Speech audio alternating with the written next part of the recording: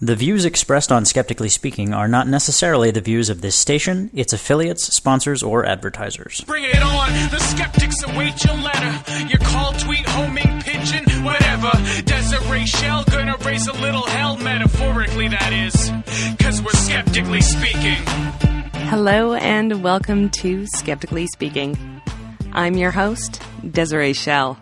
Tonight's show is all about the intersection between science and the arts. We're joined by Glendon Mellow, painter, illustrator, and author of the blog The Flying Trilobite, to discuss the tension between creativity and scientific accuracy. Then, visual historian Jenna Marie Griffith explains the way that Darwin's theory of evolution influenced painting and photography at the turn of the 20th century. And we sit down with author and illustrator Lauren Redniss to discuss her new book, Radioactive, about the work, life, and love of Marie and Pierre Curie.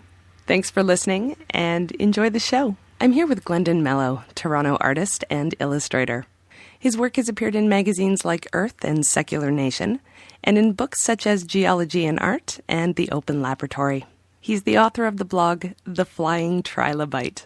Welcome to the show, Glendon. It's great to be here. So first off, The Flying Trilobite. That's an interesting name for a blog. So what's the background there? I've always been fascinated by paleontology, and for a drawing project that I had in university, I was going to include a number of prehistoric creatures in the drawing, and that was the first time I really sat down and tried to draw a trilobite in any detail, and I kind of had a couple of them sort of soaring out of this creature's mouth. It's a long story. And they didn't have any wings then, but they were so fascinating to draw that I just kind of kept going. That sort of led to variations of them with bat wings, and I've always been fascinated by mythology. I love animals like griffins and minotaurs and so on, and so with the amount of knowledge that we have from science about different animals that have lived in the past, I find it really fascinating to create sort of new hybrids by taking something from the past and blending it with another creature. So a flying trilobite, or I've done a sphinx that was half human, half dimetrodon, things like that. You actually work in a number of different formats, do you not? Yes, I do. I'm trained in school as an oil painter, and I work most often in oil, but lately I've also been using different computer programs like ArtRage and Photoshop. So do you have any formal science education then? Only a few classes that I took in university, not a degree or anything. My degree is I have a Bachelor of Fine Arts. So how did you get interested in this in the first place then? Originally wanted to be a paleontologist when I grew up. Some biology classes in high school later, I think that was sort of burned out of me. Once in university, I guess there was a couple of things that really awoke an interest in science for me artistically. One was reading Richard Dawkins' River Out of Eden, and I just was amazed at how you can use some simple logical steps to figure out so many things about evolution and humanity's past. And the other was a course I took on the history of science.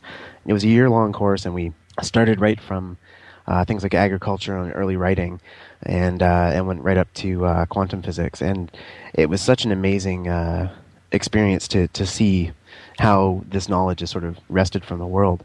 Then I'd paint it. I'd just be so inspired. I'd be like, okay, mitochondrial Eve, what can I do? And start there. The next stepping stone that really propelled me into doing this was when I had an art show towards the end of university. And a friend who was a zoology major attended, and she ran up to me and said, you know, that painting over there, that creature in it, is that a tardigrade? And I said, yeah, it is. And she goes, oh, I knew it. It's because of the distinctive hooked feet. It's a microbe that lives in ponds, and I had painted it into this painting. And she was so excited that she knew what this was. You know, even though I was having a great time with friends and classmates and everything at this opening, this person got the painting in a totally different way. And so I really thought, you know, there's something here that I can make art for people who understand this stuff the way that I like to try to understand this stuff. So is that who it's for then? Because I was wondering who your audience is exactly. I think at the moment it is. Lately I've had a few people suggesting to me that there's probably a broader audience I could try to appeal to.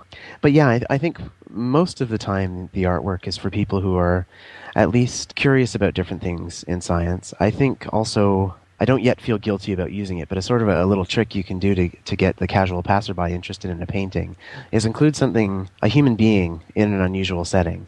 if you're going to create a lot of fossil creatures, include a human hand or a human face somewhere in the painting, and often that will be sort of a bit of a visual hook that will draw in a viewer that otherwise would just gloss over this fossil of a creature they've never heard of. That's interesting. We actually talk about that a lot on the show, the idea of the gateway drug. I find that anything to do with a human experience. A recent painting I did, I'm creating a sort of a storyline around a character called Trilobite Boy, who's a human teenager who has a trilobite head. And in the painting, I thought, this isn't enough reference. I need to put something to draw people in a bit more. And he's just sitting on the edge of a building, no shirt on, and wearing some pants. And I was going to just put on some sort of combat boots or something, and then one of my blog readers suggested that I put on some Chuck Taylor Converse All-Stars. And that's the thing everybody talks about. They go, oh, I love the shoes. A hipster with a trilobite head. Congratulations. Exactly.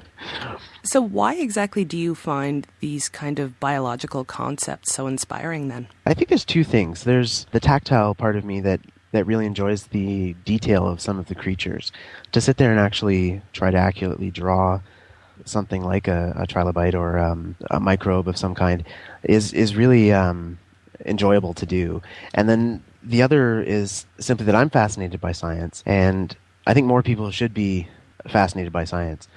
And I think it's something where if you can both appeal to a scientifically literate crowd and also to try to get other people interested in it, I think that's a valuable thing we need to do as a society. So what kind of research would you do before starting a project? Nothing but Wikipedia. No, I'm just kidding. Ooh, you made my heart go there for a second.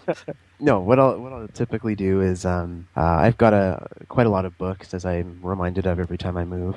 So I'll start pouring through some of those. Depends on whether I've got sort of the whole idea first, or whether I'm sort of stuck with a part of the piece, and then I'll usually start by flipping through some of the books I have, and then I might do some searching online. But there's some dangers with that.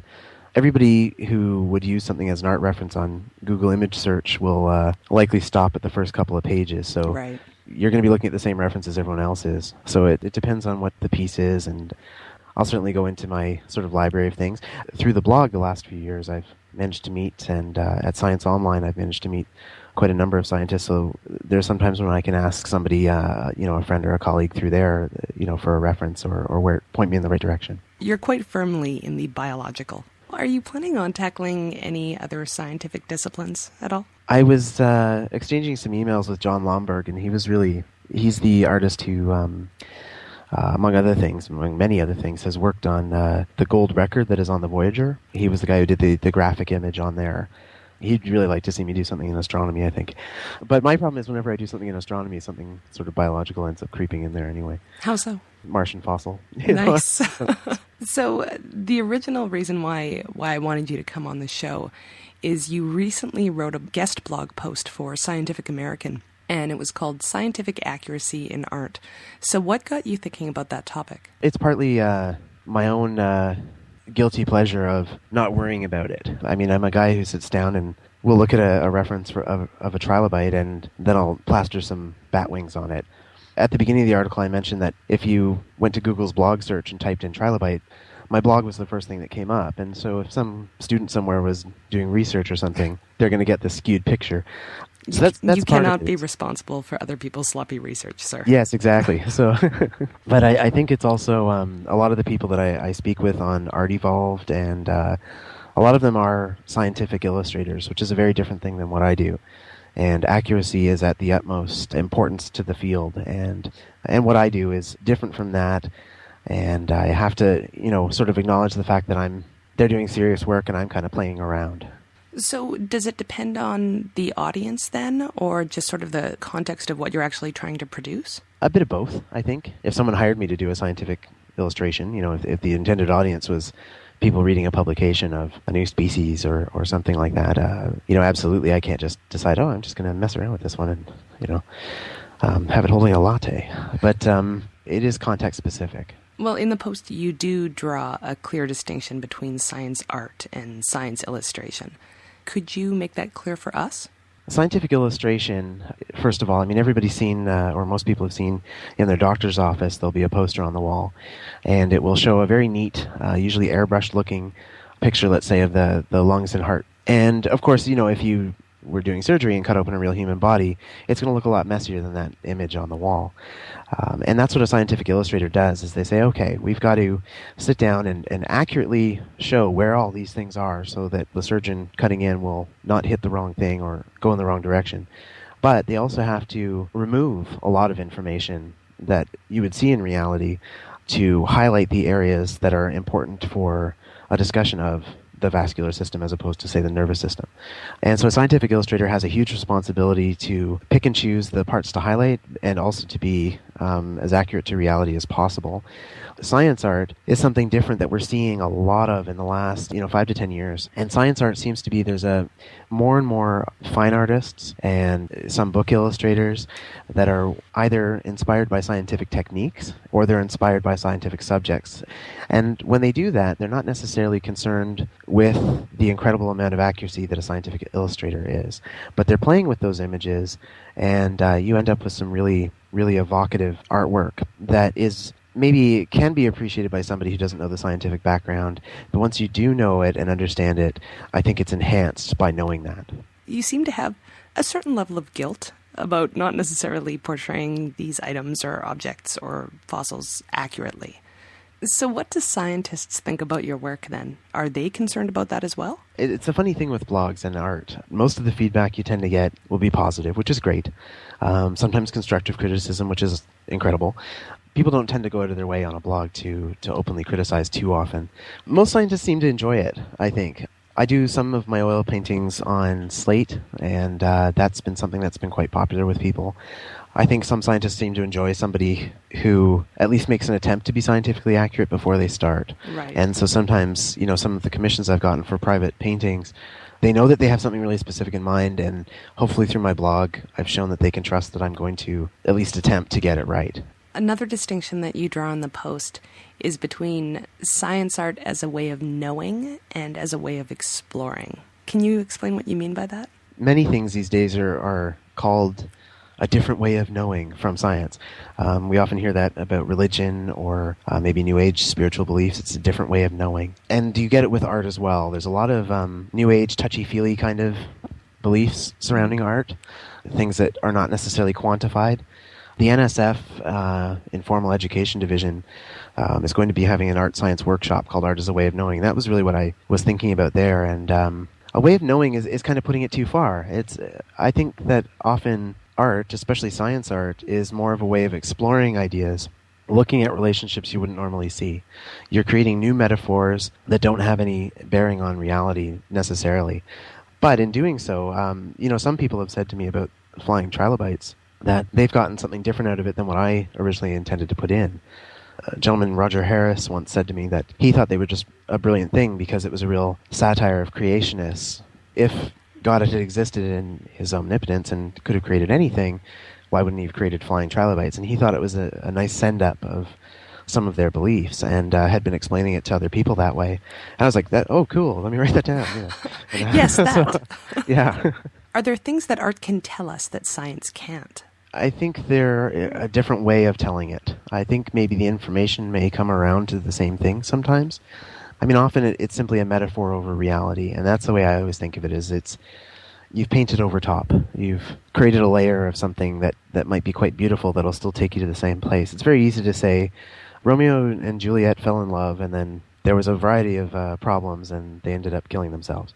Or you could write it down the way Shakespeare did. And I think there's something scientific to the first way of putting it and something artistic to the second way of putting it. Do you see your work and, I guess, science art as a field as enhancing science then? I think so. It's something that I wrestle with a lot and I get in some trouble with a lot. A couple of years ago at Science Online 2009, I sort of presented the idea that I felt that with the exception of some things like scientific illustration, a lot of science art, to me, seems somewhat parasitic on science. We take more than we give.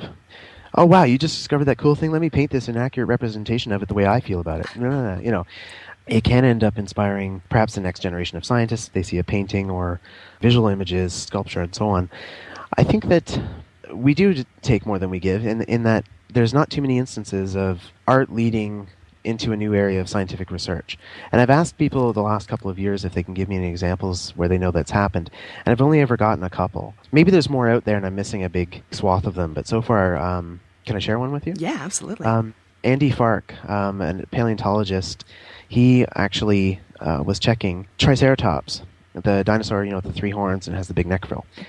He said since he was a kid, he remembers seeing paintings of Triceratops always banging their heads together like bighorn sheep, and with the horns interlocked. And you always see this in paintings and in books on dinosaurs.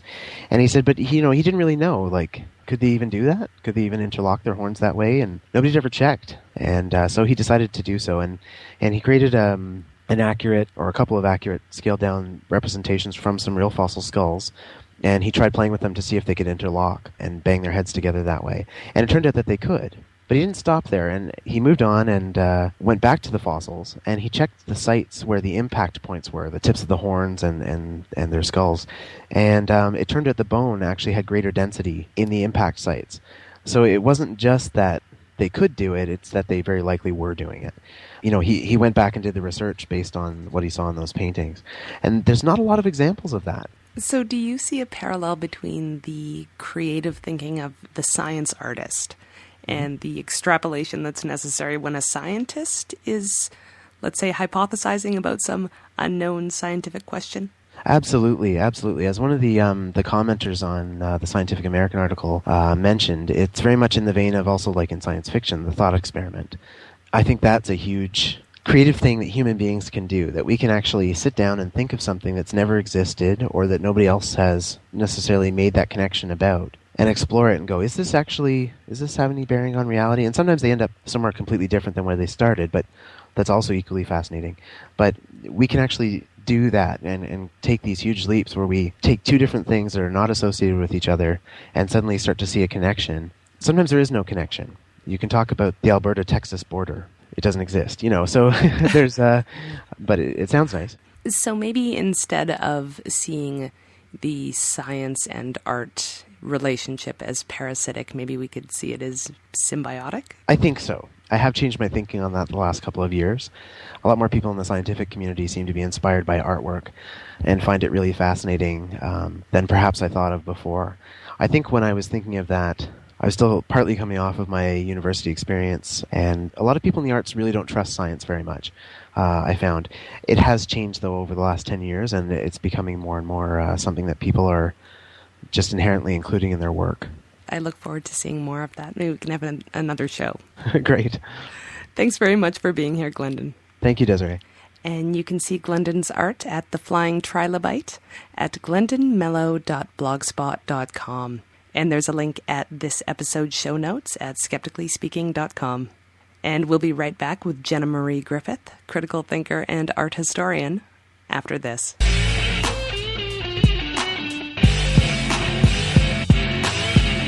Skeptically Speaking wants you to question everything. You can email your questions for next week's episode to live@skepticallyspeaking.com, or if you're on Twitter, we're at Skeptical Radio, or use our handy question submission box on the website at skepticallyspeaking.com. You can also subscribe to the show in iTunes or listen to past episodes. And while you're there, why not add your review? Skeptically Speaking is rebroadcast on a number of fine radio stations. Check the media page at skepticallyspeaking.com to see if we air near you. And now, back to the show. I'm here with Jenna Marie Griffith, art historian, writer for shethought.com, and all-around critical thinker. Welcome, Jenna. Hello. Well, I should say welcome back, because we had you on our science book show, and you chose 2 books that really had a great theme, and I wanted to have you back to explain in a little more detail. Those 2 books in particular were about the influence of Darwin's theories on the visual arts in the latter part of the 19th century especially. And they speak to a trend that you see if you look all the way back through visual culture, that there's this overlap back and forth between scientific innovation, scientific theory, and the visual arts. You had said that Darwin's work really marked a turning point in the way that science influenced painting and photography. Yeah, I definitely think so. From my perspective, I think that you can see a new interest at that point in embracing science within the visual arts. Darwin's theories came out at the same point when artists started to rely less on mythic subjects and look more towards what we call the painting of modern life, to steal a term from Baudelaire. But with Darwin's theories, we also see more looking towards social structures and social developments within works of arts. We see much more painting of a wide variety of classes. And in photography as well, we see more documentation of modern life and things happening right then and there. So it becomes about actual human life and not so much myth and fiction and made-up stories and history. How strong was the scientific influence prior to Darwin? Was it completely non-existent, or was it there just not in as much force? It was there to some extent, and you see bits of it here and there. Of course, the big example people always fall back to is when you look at Leonardo da Vinci. And you do see it somewhat in his works. And you see it a lot in other Renaissance artists with the use of linear perspective. There's a lot of science there. But as far as the actual subject matter, you don't see it as much. You see it in technique, not so much in the subject. Well, how quickly did the transition take place? If you look back into an art history textbook now of the 19th century, they might have you believe that it was some sort of massive explosion and stuff like that, but I don't really think it was. I mean, so-called academic art happened alongside, and that was the stuff that was still, very popular, very promoted, very much what was in the public eye. It's only with hindsight that art historians go back and say, this is what is important. More of a scientific current turn happened, but it wasn't as much of a big deal in the 19th century until we can kind of look back at history and construct the narrative. How long do we usually need to do that? I mean, it's hard to say. Some people pretty cynically will say, well, we'll know how important they are when they're dead.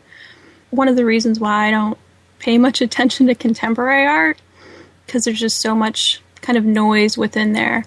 At this point, I'd give it 50 years, but that's one of the things with modernity is that as culture keeps getting faster and faster and images get disseminated across culture faster and faster and faster and faster, the time shortens. Because it used to be decades and centuries before an idea would travel, but now it can be instantaneous. So we already know that big contemporary artists like Jeff Koons and Damien Hirst will be known forever and ever, and they're still producing now. So what do you think it was about Darwin's theories that so appealed to artists and photographers?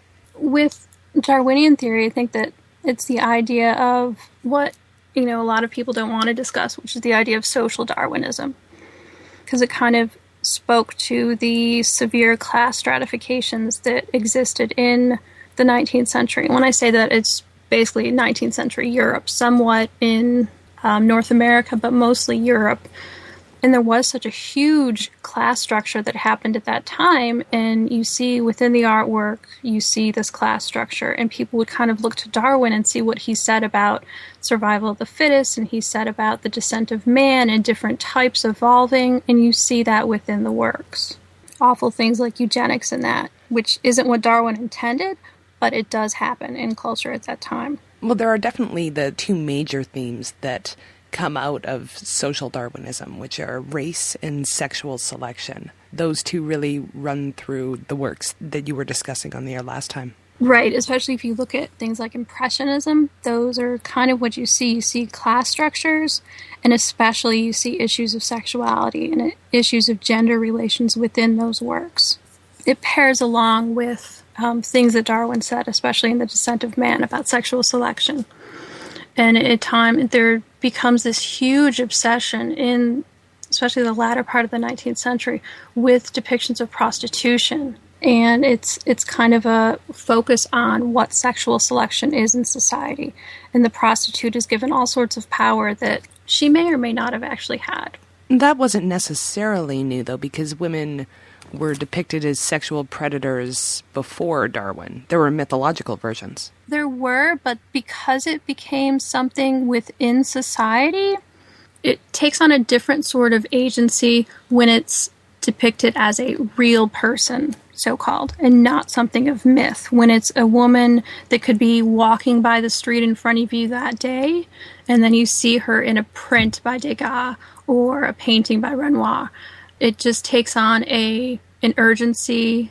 It calls into question what's happening in society at that time, and especially after various wars that broke out in the latter part of the 19th century, women like prostitutes were kind of demonized to some point, a lot more than they had been before, because they were seen as stealing the seed that would create a new generation. And that was thought to be a bad thing because it was taking away the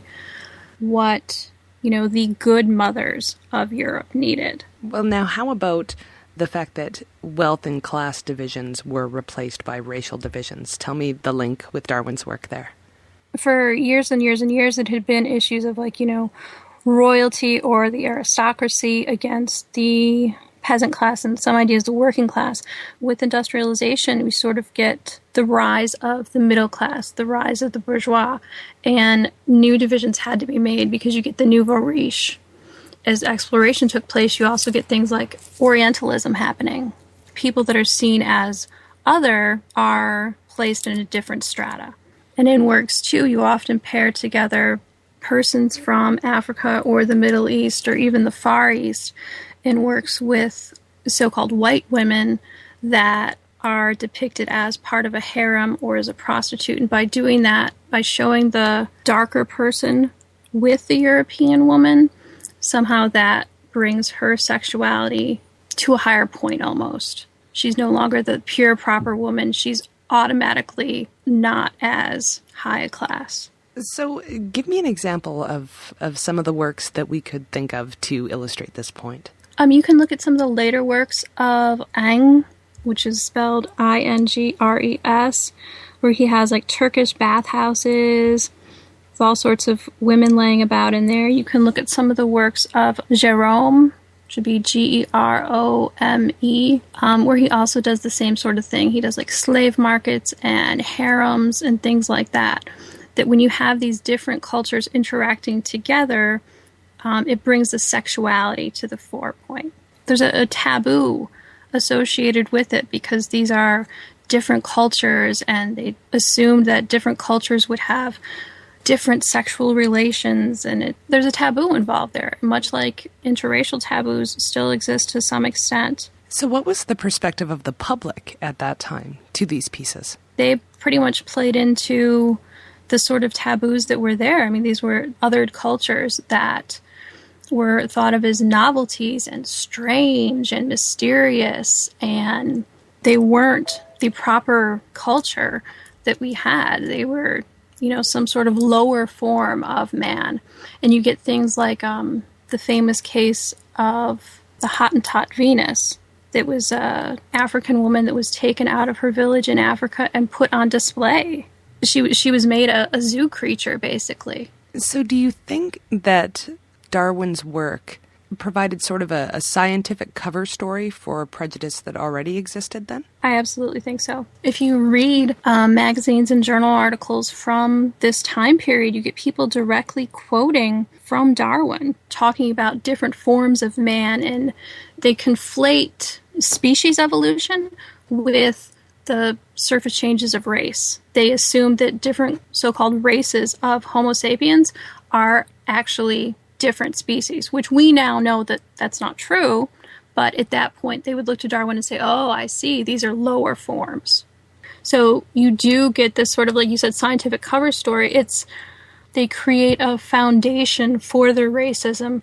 So as a historian, how do you go about investigating a cultural shift like this? Well, the sort of thing I do is I look at what the magazine articles, the popular press were saying at that time, the sort of books that came out at that time, what they were saying.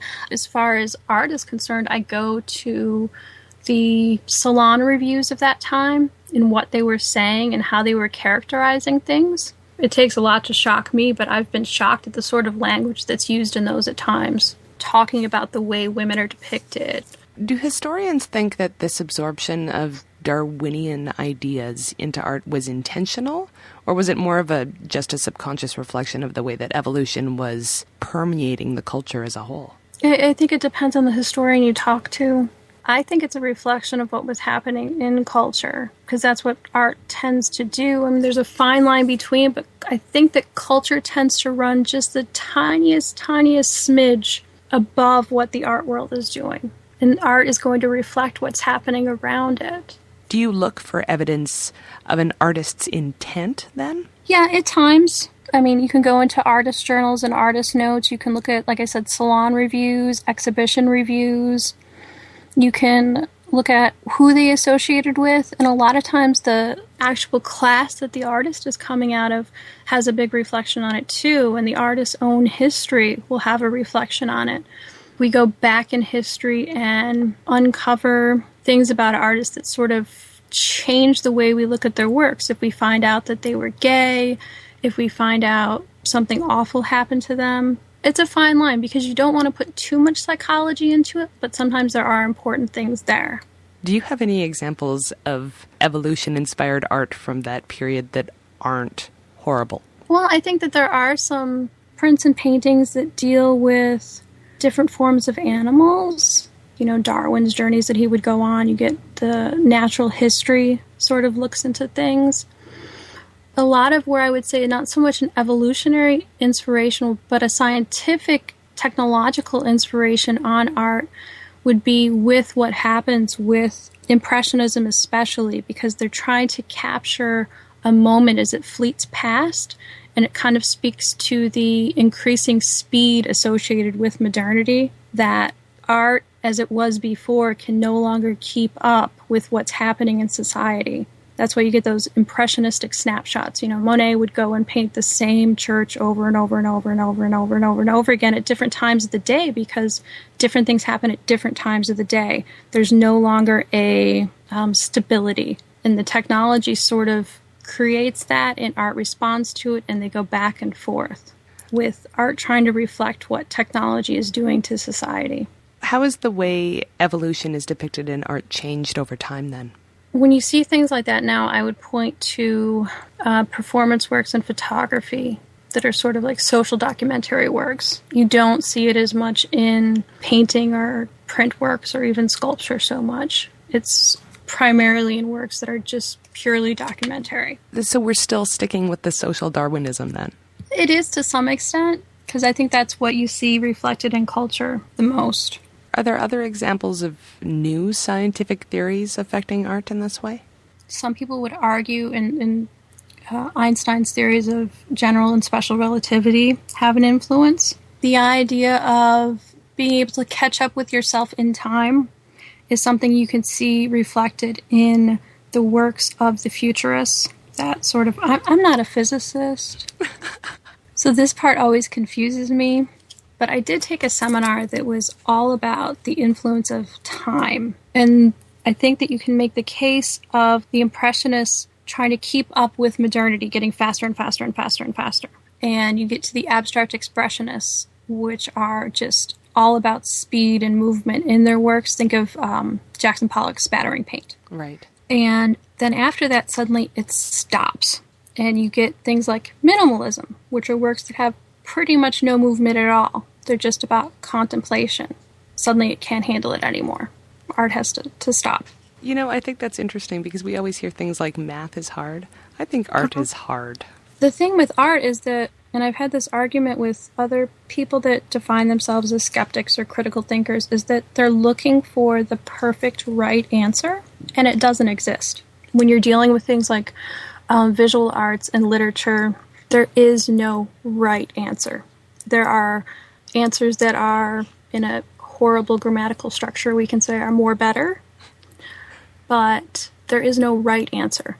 Like, we can look back and look at what artists might have intended, we can look at what they may have seen in front of them, but barring the invention of reliable time travel, we'll never get there. And that's the thing that people have an issue with art, especially people who are strong empirical thinkers, that there is no right answer. Because you're always going to bring your own experience into the work of art when you observe it. And even to the point where how you observe the work, what sort of gallery it's placed in, or if it's a sculpture outside, or you're looking at it on television or on the internet or in a book, there is no right answer. And just because you don't get it, that doesn't mean that your experience with it is invalid. Jenna, Thanks very much for coming back on the show to talk Well, about you're welcome. It was fun.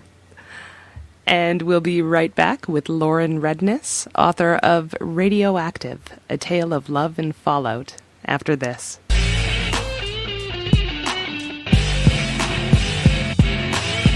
On the next episode of Skeptically Speaking, allergist Dr. Gary Statmauer returns for a pre-recorded discussion on the science of allergies. What causes allergies to happen? How do they affect our bodies? And how do we treat their sometimes annoying, sometimes life-threatening symptoms? And we start the hour with paramedic Michael Cruz to talk about 1023, a campaign to raise awareness about the scientific perspective on homeopathy. That's next week on Skeptically Speaking, Friday night at 6 Mountain Time, live on CJSR and at skepticallyspeaking.com. I'm here today with Lauren Redniss, whose writing and drawing has appeared in a number of publications, including the New York Times, which nominated her work for a Pulitzer Prize. She's currently a New York Institute for the Humanities Fellow and teaches at the Parsons School of Design in New York. She's the author of Century Girl, 100 Years in the Life of Doris Eaton Travis, last living star of the Ziegfeld Follies, and her new book is Radioactive, Marie and Pierre Curie, A Tale of Love and Fallout. Welcome to Skeptically Speaking, Lauren. Thank you so much for having me. So when I first heard about Radioactive, it was through a very brief review, and it was presented as a graphic novel. So I was expecting really a comic book, and this is not, my friend, a comic book. This is most definitely art. So tell us about the images, first of all. As you say, it's not a graphic novel, though the book is full color and the story is told. I guess it's hard for me to talk about the images without talking about the words. I see them as inseparable, that they both tell an aspect of the story that the other is not able to tell. The words lay out the specific facts and details of the narrative, and the images carry the emotional story. Well, let's talk about the process that you used then. Why did you use that method? Because it's gorgeous. Oh, thank you. So the images in the book are made with a cameraless photographic technique that's called cyanotype printing. And cyanotypes are blue, as you might imagine from the name. The way they work is you coat paper with a chemical solution, and then you allow that to dry. You put a negative onto the chemically coated paper in a darkroom, take those together into the light, and expose the paper to sunlight. The UV rays interact with the chemicals on the paper, and they turn the paper a deep blue. Then when you remove the negative and rinse the paper that's been exposed, the areas of the paper that were protected from the sun by your negative or transparency is rinse clear. So you get a white line. You have, the inverse of your drawing. This made sense to me because, it felt meaningful to me, I guess is a better way of putting it, because it is a process based on the idea of exposure, which of course relates to the themes of the book of radioactivity. And it's also the right color. It's the color that radium glows when it's in concentrated form is a light blue. So that's reflected in the medium. Interestingly, or funnily enough, the chemicals in the cyanotype solution have also been FDA approved in the States as a treatment for radioactive contamination. Brilliant. So, as you mentioned previously, this book is a combination of a written narrative and also a narrative that's told in images. And so for the written narrative, it made sense to me that those letters and those words needed to exist as a part of the drawing. They needed to be as integrated and as considered as any other line or color choice. So I decided to design a font for the book. I wanted the tone of that font to have a tenderness, but also to have a seriousness and a stateliness. And when I say tenderness, I guess what I mean is that the handmade quality needed to be implied or somehow felt, but at the same time, it couldn't look like casual handwriting. So I was looking at manuscript frontispieces in the public library's collection, and I loved how the 15th, 16th, 17th century manuscripts, they had this quality of being printed, but they also had a little bit of an off-kilter quality. So I tried to pick up on those elements. Well, and who did you name it after? The font is named after Giuseppe Palladino, who is the Italian spiritualist medium whose seances the Curies attended. So this book is mostly about Marie and Pierre Curie. So why that topic? It's a bit of a jump from a book about a Broadway dancer. It's a book about interior lives, but it's about invisible forces. It's about radioactivity. It's about love. It's about the beauty and the danger of a love affair and the beauty and the danger of scientific progress. And these ideas are interwoven in the romantic and scientific partnership of the Curies and in the contemporary ramifications of their work. The Curies' discoveries were part of a series of developments that advanced our understanding of the atom. And it led us to the world that we know today, where we struggle with nuclear weapons proliferation, where we contemplate nuclear energy as an alternative power source in the fight against climate change. We look at the possibilities and the dangers of medical treatment and radiation treatments. So all of these questions and challenges that we confront in our world today all link back to this romance in 19th century Paris. And I think that you can't really talk about the Curie story without looking at those contemporary ramifications. Are you regularly interested in science, or was it the story itself that really attracted you? I mean, I am interested in science, very interested in science, and I love talking to scientists. The way scientists think about the world and about politics is so fascinating because, in general, what I've found often is that they're not bound by ideology. They really are working with the empirical research and extrapolating from their own experiences to evaluate the world that we're living in, and not following any kind of prescribed party lines. Also, I just find discovery fascinating. Do you think there are some parallels between science and art in that way? Well, yes. I mean, I think one thing that's really interesting, and I think the Curies are great examples of, is that I think science, as much as art, takes a leap of imagination. What the Curies did was to imagine the possibility of unseen forces, that things could exist and be real that we hadn't contemplated before and that we cannot physically see or taste or hear. That ability to make that leap of faith, I think, is something that allowed them to be great scientists, to make their discoveries, because they were pursuing the heretofore unknown and unseen. Right. So how much of the story, then, is dramatized? That's a really interesting question.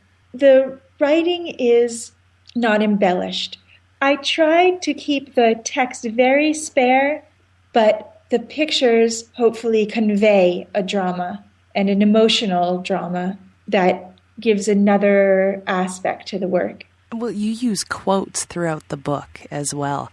So where do those quotes come from? I spent a lot of time doing research at the Bibliothèque Nationale in Paris, where the Curie archives are held, and so I was able to read Marie and Pierre's letters and their journals. For instance, Marie's journal after Pierre Curie was killed in a street accident is absolutely wrenching to read her grieving, and she writes a sort of shifting voice.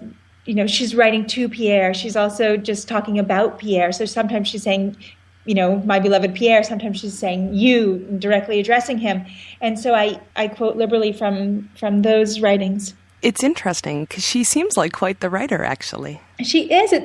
Another thing that you see in the Curie archives is the poetry she mentions that she read as a child, the poems that she wrote. She was born in Poland, and Poland has a great history of romantic poetry. And I think Marie was very much a lover of that poetry. I've done quite a bit of reading about the couple and about Marie herself, but it really seems in your book as if their relationship fueled the science. Or maybe actually that's the other way around. Maybe the science fueled the relationship. I'm not sure. Do you think there could have really been one without the other? Do you think they would have gotten as far? One reason that I try to emphasize the inseparability of their partnership is because of something that their granddaughter said to me when I interviewed her in Paris. One of the dangers in writing about the Curies is to forget Pierre, because Marie has become a symbol, a feminist symbol, and because Pierre died 19 years before, and she carried on their work. In some ways, he was forgotten or has been relegated to more of a footnote role than I think is warranted. And so I did try to emphasize how important that partnership was and how inseparable they were as a team. Well, I kept thinking, the couple that does life-threatening experiments on themselves stays together. Because they discovered that radium had curative properties when Pierre strapped a tube of radium to his arm, and the burn didn't heal for, I think it was over 52 days. And actually, on the very next page, you have a piece about a 14-year-old boy who was being treated for non-Hodgkin's lymphoma. You're referring to the very early days of their work in radioactivity. So this is 1900, and they've arrived at a concentrated sample of radium.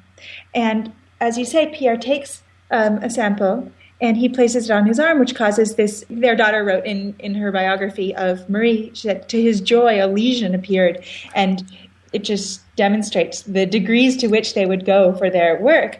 But because they saw this demonstration of radium damaging healthy tissue, they extrapolated that it could also damage diseased tissue, and it could be used as a treatment for cancer. And so the second page that you refer to looks at those early days of what was called Curie therapy and the early cancer treatment that the Curies were working on, and a contemporary oral history of a cancer survivor who's now a man that I interview on that page, was 14 years old when he was diagnosed, and he talks about his experience of radiation treatment. And so it juxtaposes in words but also in images the 100-year comparison between the cancer treatments. And there's an image of a very early radium treatment that looks almost like a medieval torture helmet, and then this contemporary radiation mask that is a plastic that fixes the patient's head to a table so it's stabilized when the beam of radiation is pointed at them. And it also looks quite primitive and threatening. And it's interesting that you do note that the treatment, although, the treatments have been tweaked over the years, obviously, the principles are still the same. Exactly. Well, you also wrote about the problems that they had convincing other scientists that they had discovered radium and polonium, and you compare that with spiritualism. Yeah, it's a really interesting moment in history when electricity, the radio, the telegraph, and now radioactivity, all of these technologies were new. And because they were all different types of invisible forces, that you could flip a switch and a light would go on, that you could pass an invisible light through human flesh and expose the skeleton. These things were quite incredible, and for many they were blurring the line between science and magic. And because of this, or in conjunction with this, people were also interested in spiritualism, and that movement promised contact with the dead, levitation, and all kinds of things that we now are generally dismissive of, but at the time seemed quite plausible to important thinkers, Nobel Prize winners, great intellectuals like Arthur Conan Doyle and Alexander Graham Bell, the artist Edward Munch, and the Curies as well. So because the Curies' discovery was also this invisible force, I guess the comparison links back to that idea of the leap of imagination. The Curies were investigating these possibilities. Before your book, I hadn't actually heard about his interest in spiritualism, Pierre's. How did he reconcile that with his obsession with science? Or was it the case that during that time, I guess, as you say, there wasn't that really clear boundary? Yeah, I think what Pierre did was try to approach it as a possibility, not a certainty, and to conduct a seance or to participate in a seance in the same way that he would participate in any laboratory experiment. He had detailed notes. He would weigh the medium before and after the seance. He would try to control the environment, and he would, carefully note all of the data just like he would any other lab experiment. Well, at a certain point after discovering radium, it started being promoted as a wonder drug, really. It was said to cure anemia, arteriosclerosis, arthritis, asthenia, diabetes, epilepsy, general debility, gastric neurosis, heart disease, high blood pressure, hyperthyroid, hysteria, infection, kidney troubles, muscular atrophy, neuralgia, neurasthenia, neuritis, obesity, prostatitis, rheumatism, senility, and sexual decline. And the radium was delivered via toothpaste, condoms, suppositories, and cigarettes. Now that is broad. And that's an edited list. I mean, the list of ailments, yeah, I cut that way down. I mean, that could have gone on and on even further. The promises were boundless. And the way it was administered was also, in some cases, there was actual radium in whatever products were being advertised. In other cases, it was more like, an American Express gold card, which isn't really gold, but they're playing off the brand or whatever. But in many cases, they were using actual radium. And in those cases, hopefully people were not taking too concentrated a dose. It seems like the reason that opportunists could capitalize on selling it as basically snake oil was because Pierre and Marie refused to patent it. It's a very different moment than we're at now, where a scientist might patent something like, say, the human genome. Pierre and Marie were very principled about this and felt, it's contrary to the scientific spirit, they said, to patent or profit from a discovery. Well, and their daughter, Irene, and her husband, Frederick, whom you also write about, they had that same idealistic perspective. So was that a widespread perspective in the scientific community? I can't speak to many, make a general statement, but it was very important in the Curies, and as you say, they passed it on to their children. Well, I was wondering if that was the feeling at the time, or if Marie and Pierre, of course, surrounded themselves with idealists, because even the man who later became her lover, Paul Langevin, he was part of the French resistance, and he was arrested by Nazis? Yeah, so 4 years after Pierre was killed, Marie fell in love with Paul Langevin, who is another physicist who had been a friend of the family's and who had actually also been a student of Pierre's. And this seemed like a wonderful thing, perhaps, until you learned that Paul Langevin was married, and needless to say, his wife was not too pleased. There was a big scandal when it was discovered that Marie was having an affair with Paul Langevin, and made international headlines, and it happened to coincide with her being awarded a second Nobel Prize in 1911, and the Nobel Committee in Stockholm actually tried to prevent Marie from coming to Stockholm to accept her Nobel Prize because they were hoping that she would clear her name. Marie made a stand, and she said, look, there's no connection between my scientific work and the facts of private life, and she defied them and traveled to Stockholm and did accept the award.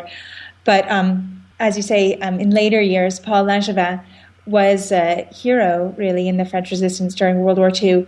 He was rewarded with being the first French professor to be arrested by the Nazis. It's an interesting distinction. Let's stick with the topic of repercussions, really, because you do discuss a lot of those issues, the results of Marie and Pierre's discoveries. I guess repercussions to themselves, but also to the world. You juxtapose this sense of awe and joy of scientific discovery with pieces about 3 Mile Island, Chernobyl, Hiroshima.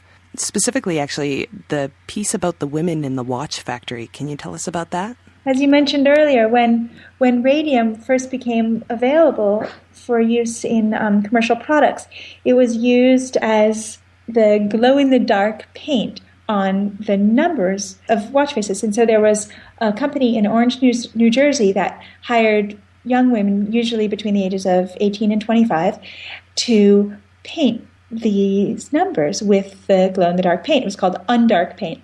And in order to keep the fine point, to draw that tight calligraphy on the small surface, they would twirl the brushes, which were only 3 or 4 horsehairs, in their mouths to, sharpen the brush. And in doing so, they were ingesting gulpfuls of this odorless and mild-tasting, but very toxic paint.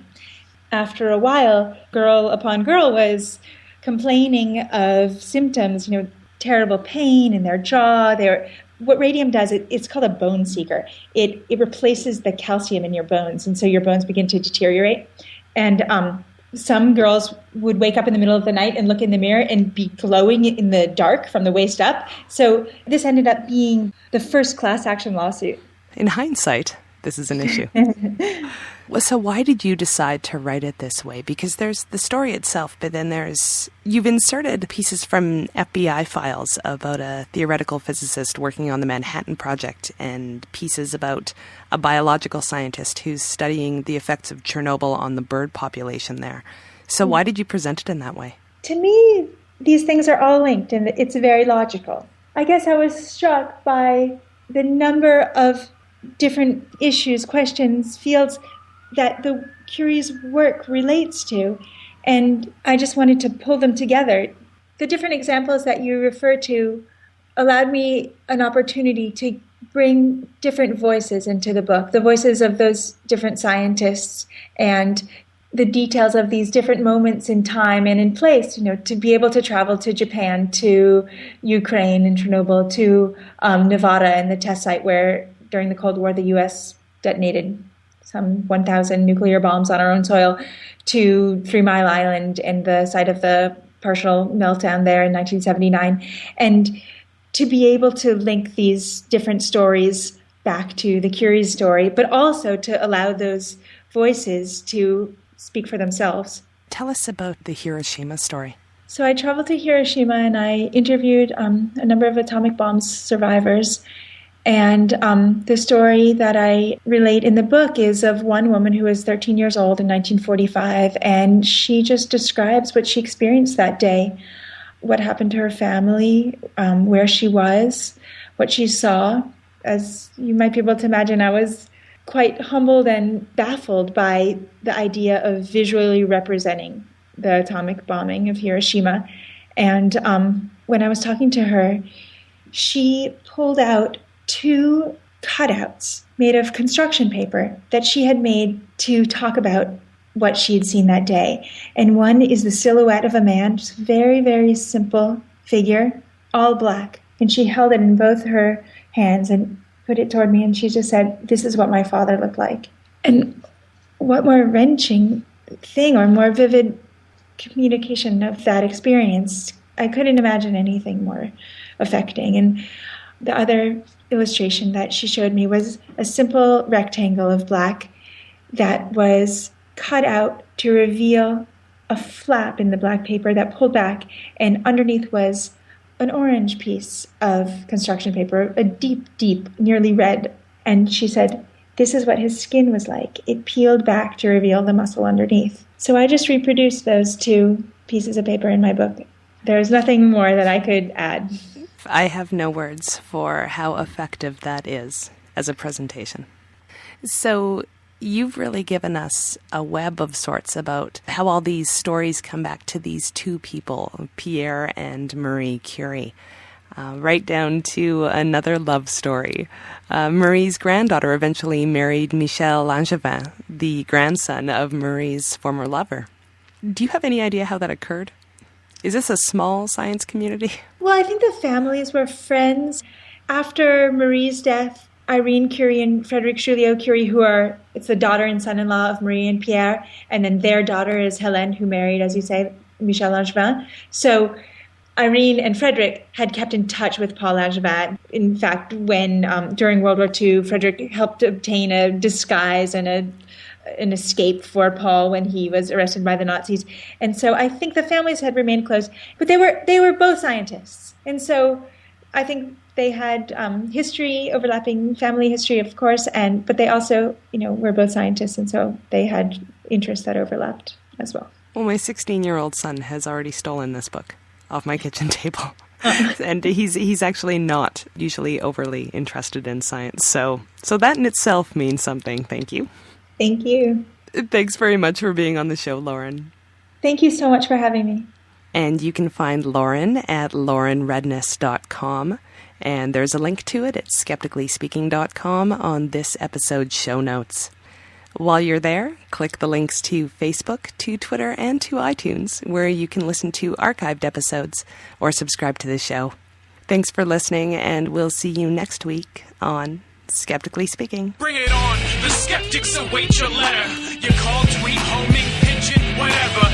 Desiree Shell, gonna raise a little hell, break the spell of Pavlov's spells. Cause we're skeptically speaking, our mind reading tarot cards and witches, psychics, and their spoon-bending mind tricks. All the humbug, flim-flam, frauds and shams, the charlatan woo. I don't think you understand, it's the hocus pocus, out of focus locus, eroding the brain, making gains on the hopeless. Let the crystal ball fall, smash on the floor, leave the pieces alone, we don't need them anymore. Just a micro microscope, telescope, magnifier, reading in between the lines of these lies. Bring it on. The skeptics await your letter, your call, tweet, homing, pigeon, whatever. Desiree Shell gonna raise a little hell, metaphorically that is, 'cause we're skeptically speaking.